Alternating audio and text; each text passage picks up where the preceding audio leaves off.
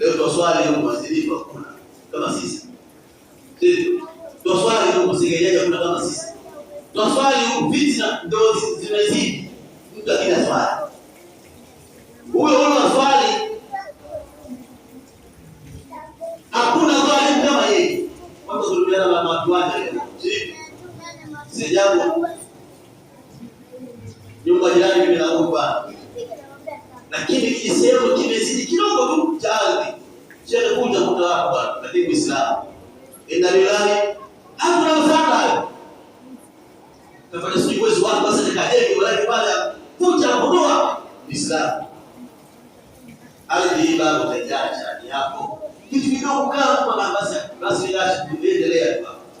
Tunaosema na Uislamu kwa Mungu. Wengine pia saa akiati sawa. Wengine adhulumu kabisa hapa ni kwangu hapa. Kwa wenzake pia sema kwake.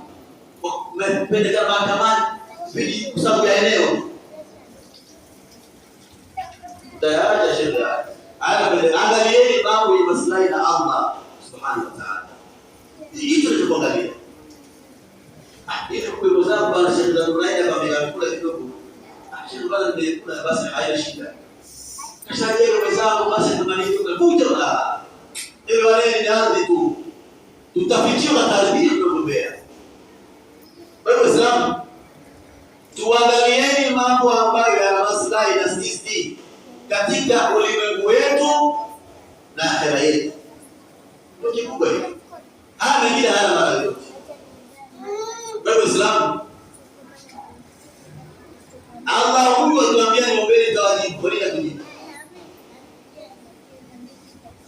Pengine kwa naomba dua mwenye mashallah alikuwa safi kabisa.